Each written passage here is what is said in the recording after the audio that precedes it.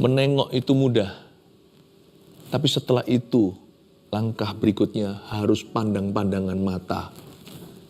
Eye contact with God, ya namanya kontak mata dengan Tuhan itu penuh dengan kuasa.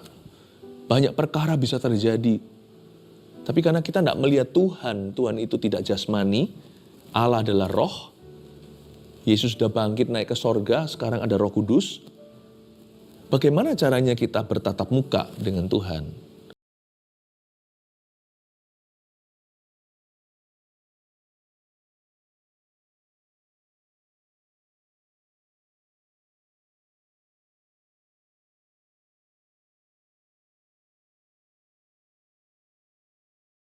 Berkati Urapi.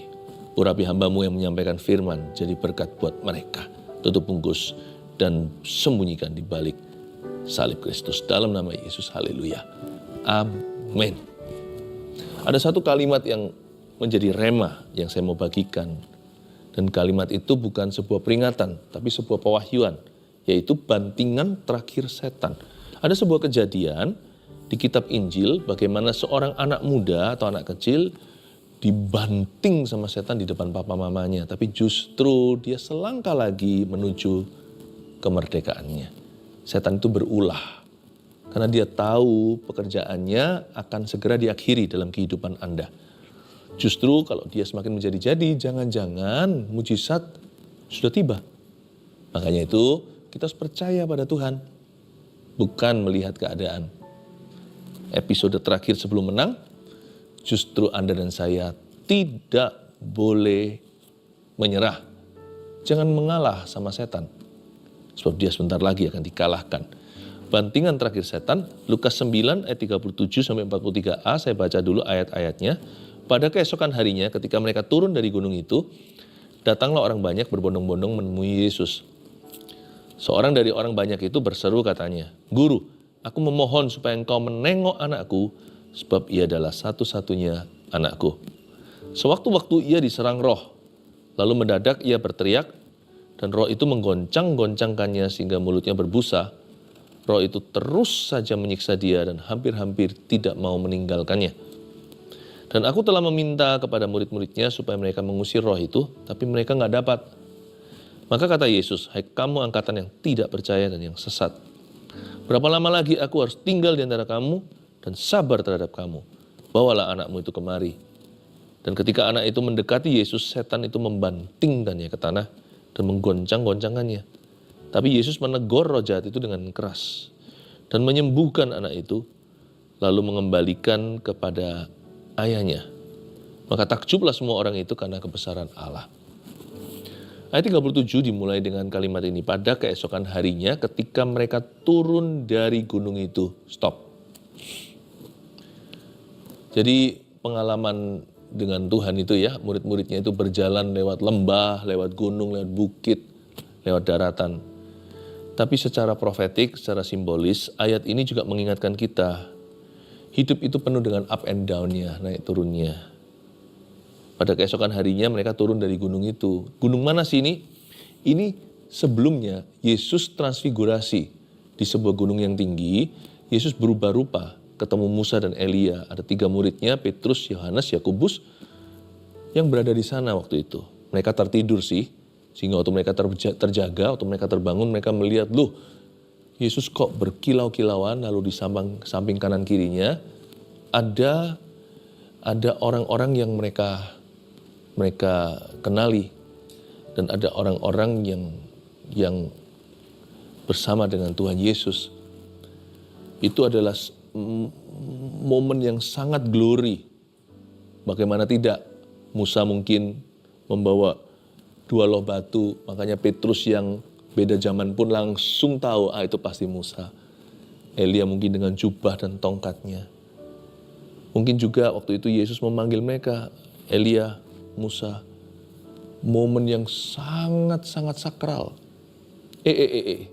Turun gunung, ketemu orang kesetanan. Di atas sorga, di bawah neraka. Hidup itu penuh dengan mountains and valleys. Kalau Anda dibawa Tuhan ke arah jaya, tidak boleh gaya. Bawa Yesus ke sana, tetap rendah hati, muliakan Dia. Tapi kalau Tuhan membawa atau mengizinkan Anda turun ke lembah, jangan tinggalkan Dia, jangan kepahitan. Tetap bawa Tuhan. Inilah privilege atau hak istimewa orang-orang yang sudah diselamatkan. Kemana-mana, Immanuel, Allah beserta kita. Kita sudah punya hubungan yang pribadi dengan Tuhan. Kita sudah tidak berpisah. Bawa Tuhan ke gunung, bawa Tuhan ke lembah, bawa Tuhan di masa-masa kemuliaan, bawa Tuhan di masa-masa pencobaan. Waktu kita mengalami kemenangan, keberuntungan, atau waktu kita sesekali mengalami kekalahan. Sekalipun kekalahan itu bisa jadi karena salah kita sendiri, minta maaf, bertobat, Tuhan tidak niat meninggalkan, Tuhan itu ingin memulihkan.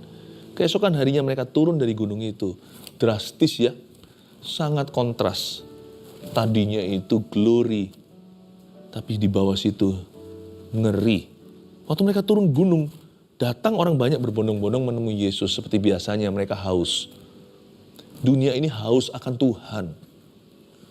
Dunia ini rindu mengenalnya. Ingin mengalami kuasanya. Ingin tahu kasihnya, ingin sekali bisa merasakannya. Itu sudah cerita dunia dari sejak purbakala hingga zaman modern ini. Sampai kapanpun ya, dunia itu butuh Yesus. Kita lihat ayat 38. Seorang dari orang banyak itu berseru katanya. Salah satunya mengadu, "Guru, aku memohon supaya engkau menengok anakku. Sebab ia adalah satu-satunya anakku." Muncul sebuah kasus. Kasus apa? Kasus seorang anak kecil atau anak muda yang kesurupan. Tolong dicatat di sana. Ini anak adalah anak tunggal. Satu-satunya anak di rumah itu. Kita nggak tahu, Alkitab tidak menceritakan cikal bakal asal usulnya kenapa anak ini kok menjadi begini. Bisa jadi karena memang ada atas-atasnya menyembah berhala atau ada perjanjian dengan setan. Makanya itu jangan sampai kita itu membuka celah. Tapi bisa jadi juga ulah anaknya. Kita nggak tahu apakah anak ini anak kecil atau anak muda. Kalau anak muda dia remaja kek atau apa. Kita nggak tahu kan, orang kesurupan. Setan mengganggu seseorang itu nggak kenal usia. Misalnya kalau anak ini anak remaja, mungkinkah karena dia anak manja? Buktinya waktu papanya mengadukan kepada Tuhan, mengadukan keadaannya. Dia adalah satu-satunya anakku. Dari kalimat ini saya bisa merasakan ini ayah sangat-sangat cinta sama anaknya. Ya nggak heranlah. Anak semata wayang satu-satunya. Tapi mungkinkah karena anak dimanja, jadi dia hidupnya itu ngawur. Lalu salah satu keadaan ini bisa terjadi karena mungkin hidupnya jauh dari firman. Makanya itu jangan pernah kita memanjakan anak, karena justru kita akan merusak. Kita akan merusaknya dan merusak masa depannya. Mungkinkah? Saya tidak tahu ya, saya tidak spekulasi. Saya hanya berimajinasi, kenapa ya anak itu begini? Apakah karena kutuk keturunan, kutuk nenek moyang, atau karena ulah anak itu sendiri? Pokoknya Tuhan itu mengasihi setiap kita, dan Tuhan dengarkan doa. Nah, papanya berseru, "Guru, aku memohon, I beg you. Aku mengemislah, supaya engkau menengok anakku." Dia tidak berani minta langsung kesembuhan atau kelepasan. Dia hanya minta Tuhan menengok ke anak itu. Tolong Tuhan, pandanglah anakku. Nah gini, kalau doanya dijawab sama Tuhan, Tuhan sungguh menengok kepada seseorang, kepada anak itu atau kepada papanya. Apakah kita juga akan meresponi? Kalau sampai Tuhan hari ini menengok kepadamu, apakah Anda akan membalasnya dengan begini? Maka aku hanya akan memandang engkau dalam situasi ini. Menengok itu mudah. Tapi setelah itu, langkah berikutnya harus pandang-pandangan mata. Eye contact with God, ya, namanya kontak mata dengan Tuhan itu penuh dengan kuasa. Banyak perkara bisa terjadi. Tapi karena kita tidak melihat Tuhan itu tidak jasmani, Allah adalah roh, Yesus sudah bangkit naik ke sorga, sekarang ada Roh Kudus. Bagaimana caranya kita bertatap muka dengan Tuhan? Bagaimana caranya kita bertatap mata? Doa, doa. Waktu kita doa dalam nama Yesus, kita tatap mata dengan Tuhan. Tapi kalau kita berdoa harus percaya kalau Tuhan menengok ke kita. Kitab Ibrani berkata, barang siapa mencari Allah harus percaya bahwa Allah itu ada. Dan Allah memberi upah kepada barang siapa yang sungguh-sungguh mencari Dia. Jangan kita doa itu seperti orang doa makan. Setelah doa nanti, waktu dia makan dia rasa bersalah. Tadi sudah doa ya? Lupa. Doa harus sungguh-sungguh. Doa makan ya sudahlah.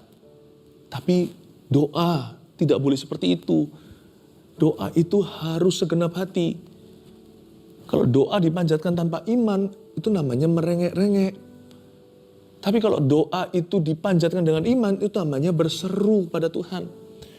Dan kalau kita berdoa, kita harus percaya Tuhan pasti mendengarkan doa kita sekalipun belum ada yang terjadi. Sesuatu belum terjadi. Kayaknya belum ada mujizat, belum ada jawaban. Tapi kita dulu harus percaya yang mendoakan. Bahwa saat aku berdoa, Allah menengok kepadaku. Tuhan menengok kepada saya karena saya memanggil namanya. Have faith. Percaya kepada Tuhan. Meskipun kita tidak tentu bisa selalu kita nggak selalu bisa menentukan hasil akhirnya, tapi percaya dulu pribadinya. Kita nggak bisa menentukan outcome-nya mungkin, misalnya nanti apa yang terjadi. Apakah doa kita dijawab persis sesuai aplikasi atau nanti Tuhan punya ide yang berbeda, Tuhan punya maksud yang lain. Tapi kalau kita berdoa, kita nggak boleh ragu sama pribadinya. Pribadi itu kasih dan dia nggak tuli. Jadi kalau kita doa, mesti percaya Tuhan pasti mendengarkan, sekalipun kita nggak dengar apa-apa.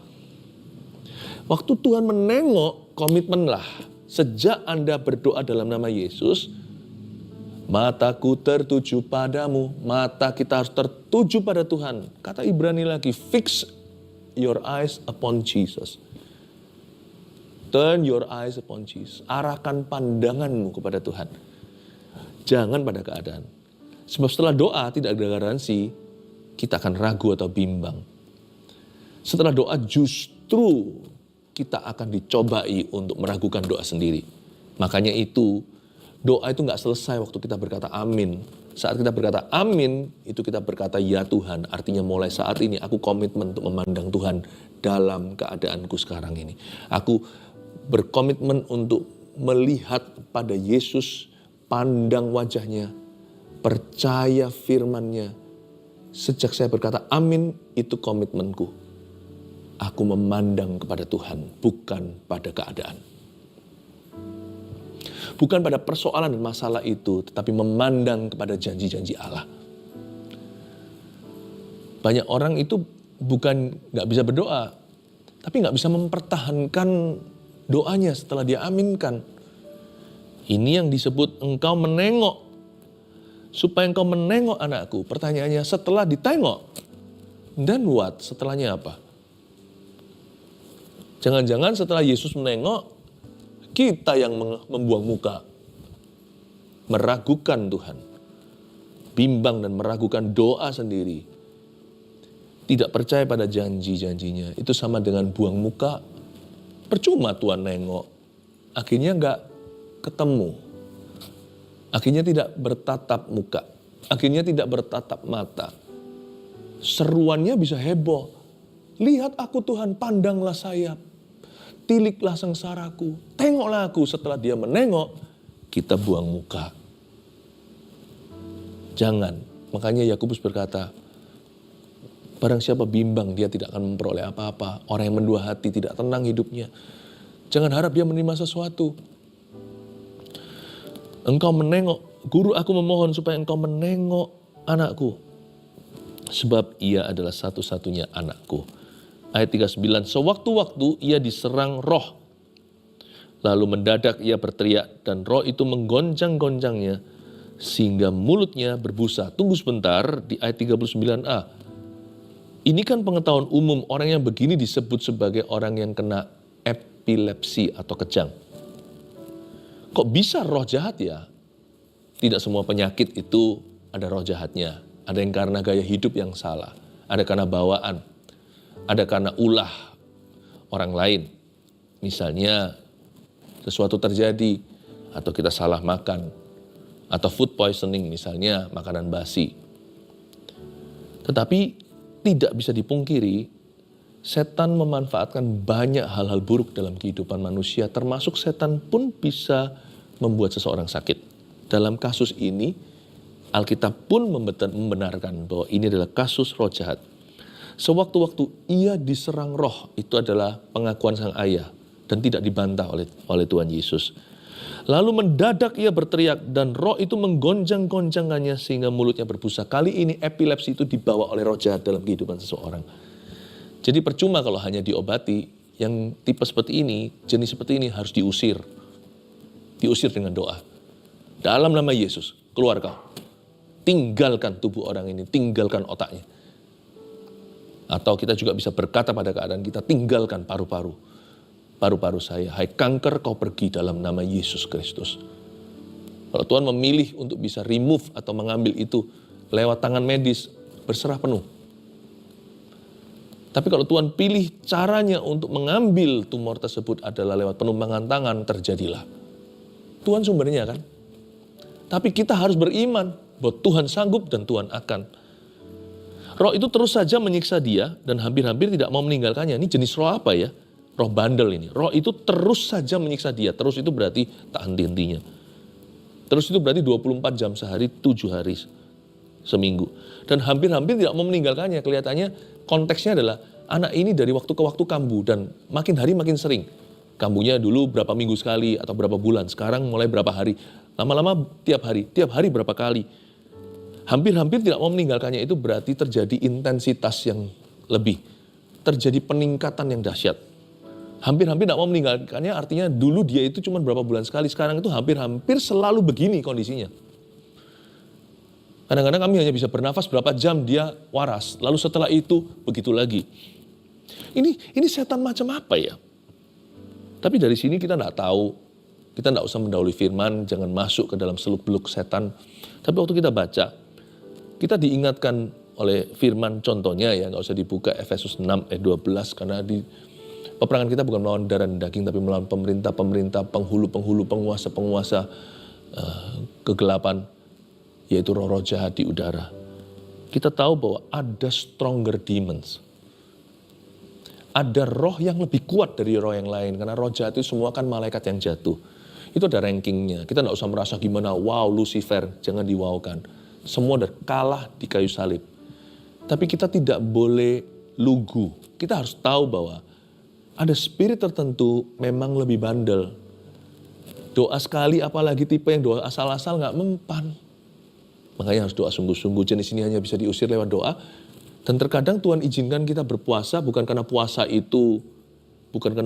itu hebat, bukan. Tapi kita harus cari Tuhan lebih dan mendekat. Belajar bergantung pada kekuatan dan kuasanya, bukan pada hikmat sendiri atau kemampuan kita. Dengan berpuasa, kita jadi lebih berserah padanya. Perut gak lagi bergantung penuh pada makanan, tapi kita lebih menginginkan Tuhan. Di masa-masa itu kita dilatih untuk berperang, atau lebih tepatnya dilatih untuk percaya. Jadi bukan puasanya ya, tetap ujungnya itu percayanya pada Tuhan. Jadi ada jenis tertentu yang tidak bisa dengan doa cuman begitu. Karena itu jangan hadapi sendiri kalau kita ngalami sesuatu, kita rasa kok bandel sekali ya, rasanya aku doa-doa juga belum sesuatu terjadi. Kumpul sama keluarga berdoa, minta pada gembalamu untuk mendoakanmu. Berbahagialah jikalau ada di antara kita yang digembalakan dengan baik, punya gembala yang baik. Memang gembala agung hanya Yesus, tapi Yesus juga punya gembala-gembala yang baik. Meskipun di dunia ini banyak pula gembala-gembala yang pandir. Tapi kalau Anda digembalakan dengan baik, itu fasilitas, bukan fasilitas umum, itu fasilitas sorgawi. Pakai datang, minta didoakan atau berdoa bersama-sama. Dan waktu kita berdoa, kita terkejut. Tadi aku doa sendiri gak mempan. Tapi waktu 2-3 orang berkumpul dalam nama Yesus di CG contohnya, di kelompok sel, di komunitas ilahi, ketika kita berdoa, runtuh. Yerikonya nggak lagi di situ. Udah hancur lebur. Kok bisa ya? Kita harus mengerti bahwa kalau kita doa sekali, seolah-olah nggak terjadi apa-apa, jangan cepat-cepat kecewa. Bukan Tuhannya nggak cukup berkuasa, tapi Tuhan akan memberimu strategi bagaimana mengalahkan musuh kali ini. Memang they are stronger demons. Ada roh jahat yang memang lebih resistensinya tinggi. Resistensinya tinggi. Jadi kita mesti minta hikmat dari Tuhan bagaimana menghadapi seperti itu. Itulah sebabnya ada sebagian di antara kita yang terlibat dalam aktivitas tertentu yang sangat-sangat melanggar firman atau punya kecanduan. Kita hadapi sendiri, sorry, lalu habis itu ngulangi lagi. Lama-lama kita nggak percaya diri. Mungkin nggak cukup ya sampai situ. Saya tidak ajarkan kita sembarang mengakui lalu pengakuan tapi kepada manusia. Tapi minta hikmat Allah. Kadang-kadang ada dosa atau ada area abu-abu dalam hidup kita itu yang memang harus dibuka dan diterangi. Dan harus ada pihak berikutnya. Sesuai tuntunan Allah, harus orang yang bijaksana, bukan orang fasik. Harus orang yang teruji yang bisa membantu kita. Dan itu akhirnya di area itu Anda akan mengalami kemenangan. Stronger demons exist. Tapi tidak ada satupun di antara roh jahat ini yang stronger than Jesus. Ingat ya, roh yang ditaruh Tuhan dalam dirimu, dia lebih berkuasa, lebih besar daripada roh yang ada di dalam dunia. Dengan kata lain, semua roh jahat itu dikumpulin jadi satu kema. Nggak bisa mengalahkan satu Roh Kudus di dalam dirimu. Karena Roh Kudus itu Allah. Dia lebih besar, jauh lebih besar dari segala-galanya. Tapi minta hikmat Tuhan dalam peperangan-peperangan rohani yang kita alami dan kita hadapi. Ada hal tertentu yang tidak boleh kau hadapi sendiri. Anda membutuhkan CG, membutuhkan pemimpin rohani, butuh papa mama anak muda, suami butuh istrinya, istri butuh suami. Di sini kuasa mesbah itu ada. Lanjut lagi. Dan aku telah meminta kepada murid-muridmu supaya mereka mengusir roh itu, tapi mereka tidak dapat. Kenapa mereka nggak bisa usir? Ini ada ceritanya, tapi di perikop sebelumnya nggak usah kita buka. Tadi kan saya cerita transfigurasi Yesus berubah rupa di gunung itu kan. Nah, saya ini aja saya kasih pointer aja. Pada waktu Yesus berubah rupa itu, waktu dia naik ke gunung itu awalnya sih untuk berdoa, murid-muridnya Petrus, Yohanes, Yakobus bobok siang, tidur pulas. Mereka lihat Musa Elia itu waktu mereka terjaga. Jadi kenapa mereka nggak dapat? Kalau menurut saya ayat 40 ini penjelasannya begini. Karena mereka kurang berdoa. Karena mereka itu tidak berdoa atau kurang berdoa. Itulah sebabnya mereka tidak punya kuasa untuk mengusir roh-roh jahat yang lebih kuat. Karena mereka kurang berdoa. Doa itu ada yang rutin saat teduh pribadi, contohnya saya lakukan itu. Tapi ketika Tuhan utus saya pergi ke suatu negara atau suatu kota, dan saya tahu misalnya ada KKR di sana, kebaktian kebangunan rohani, doa saat teduh pribadi saya nggak cukup, saya harus tambahin. Saya akan ada waktu khusus, saya memang berdoa untuk itu. Dan kadang-kadang Tuhan tuntun roh saya untuk berperang. Bukan ngeroh ya, tapi bisa merasakan bahwa memang ada penghulu-penghulu di situ.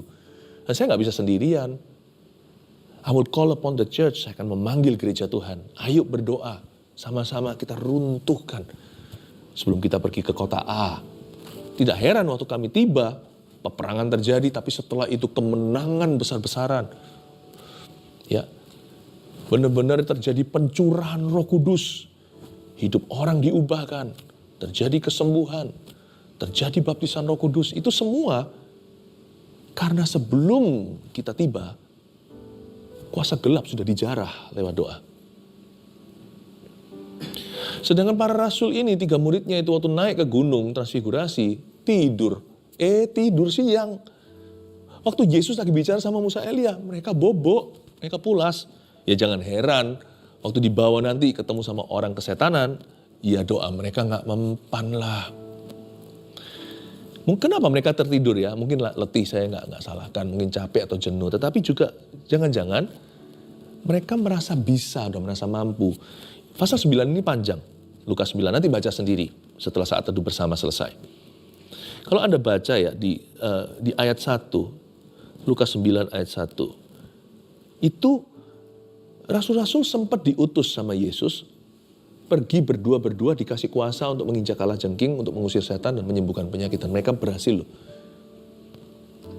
Kitab Injil yang lainnya juga membahas bagaimana mereka pulang bersukacita. Wow, si iblis pun takluk sama kami. Itu loh yang Yesus ingatkan, kamu jangan bersukacita, kecuali karena namamu tertulis dalam kitab kehidupan. Jadi ternyata mereka tengking setan lari semua. Ini bahayanya sukses dalam pelayanan. Atau kemarin aku dipakai Tuhan. Setelah itu kita merasa mampu, kita merasa bisa. Itu ayat 1. Dan nanti pada waktu ayat 40, ternyata kita menemukan batas-batas iman kita. Ternyata selama ini kita tidak mengolahnya. Kita tidak sungguh-sungguh mencari Tuhan lagi. Ya, tetapi mereka tidak dapat kalimat luar biasa. Saya sudah jelaskan ke Anda mengapa mereka nggak bisa usir setan kali itu. Tapi puji Tuhan, rasul-rasul bertobat. Ujung-ujungnya kita tahu mereka menjadi rasul-rasul yang penuh dengan urapan dan kuasa Roh Kudus ketika kita membacanya di Kisah Para Rasul. Ayat 41, maka kata Yesus, hai kamu angkatan yang tidak percaya dan yang sesat. Berapa lama lagi aku harus tinggal di antara kamu dan sabar terhadap kamu. Bawa anakmu itu kemari. Kenapa Yesus mengeluh? Siapa yang Yesus tegur? Yesus tegur siapakah? Papanya? Orang-orang banyak? Tidak. Yesus di sini menegur 12 muridnya. Lebih tepatnya 9 murid di bawah dan 3 yang turun dari gunung bersama dia.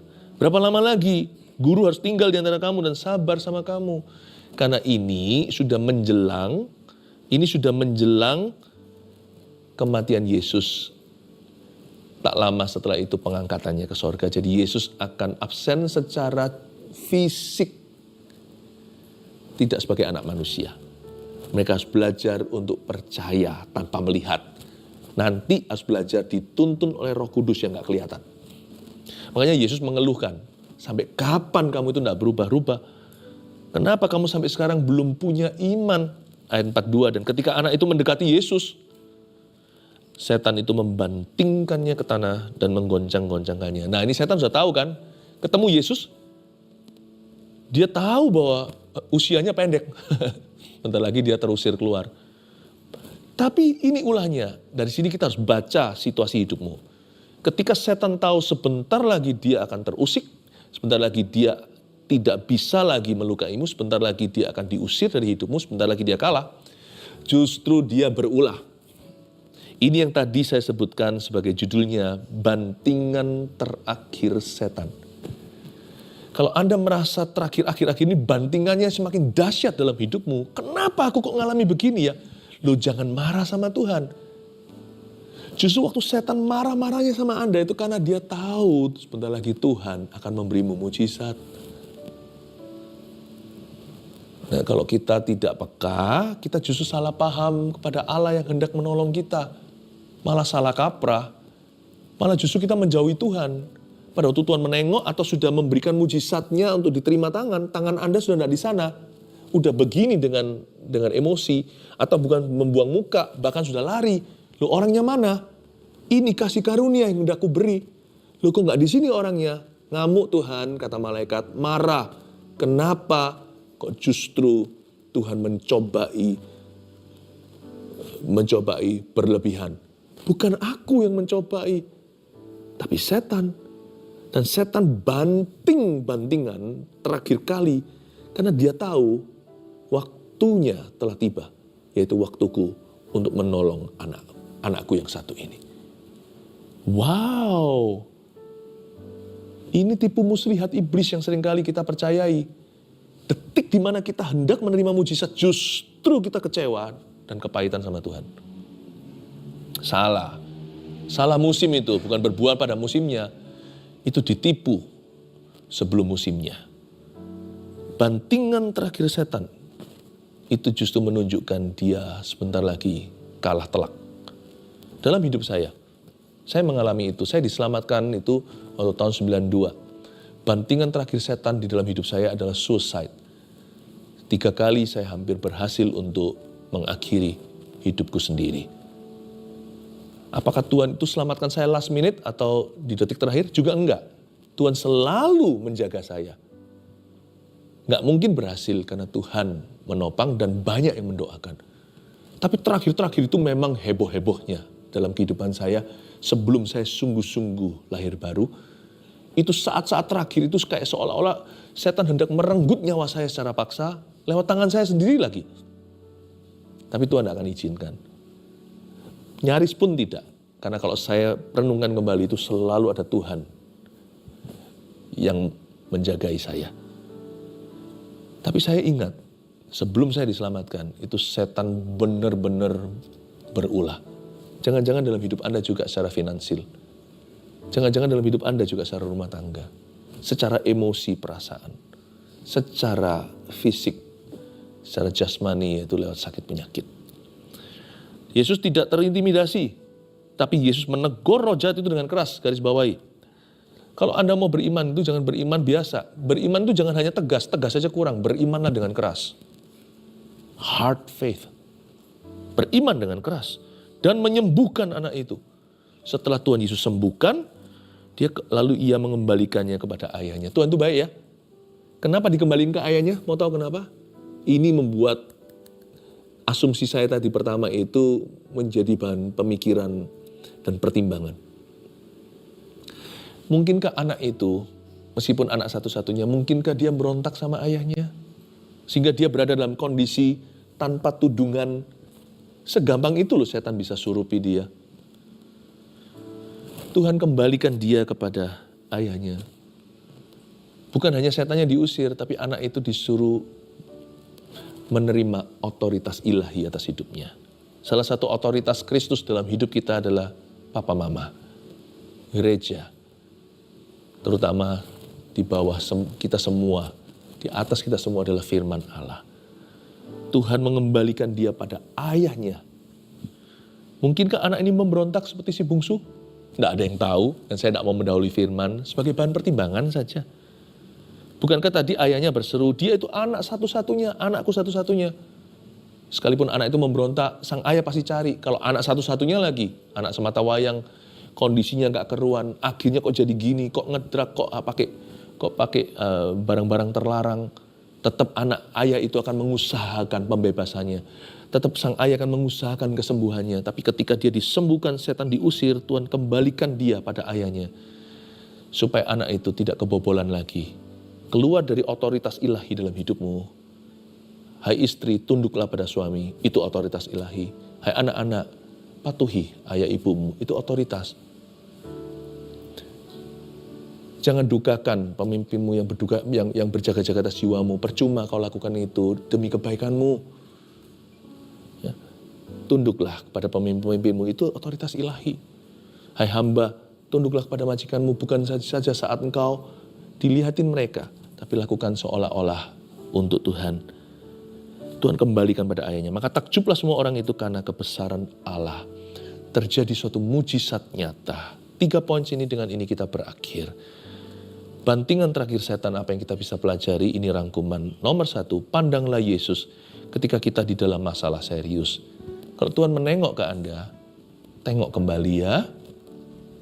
2, jangan menyerah sewaktu kondisi belum membaik. Kalau Anda baca tadi, ini kan anak dibawa ke Yesus, bukannya bebas, tapi justru digoncang-goncangkan dan dibanting ke tanah. Itu kalau jadi papanya udah panik dulu itu. Loh, didoakan kok jadi parah. Aku habis berdoa kok semakin runyam keadaan, atau yang namanya mungkin dalam dunia pekerjaan Anda tidak membaik ekonominya. Jangan menyerah sewaktu kondisi kita belum membaik. Waktu anak itu dibawa ke Yesus, justru dia digoncang-goncangkan, dibanting-banting. Tapi next, tunggu dulu. Berikutnya Yesus melepaskan dia. Untung dia tidak langsung lari, tidak langsung kecewa. Jangan nyerah ya sewaktu kondisi kita belum membaik.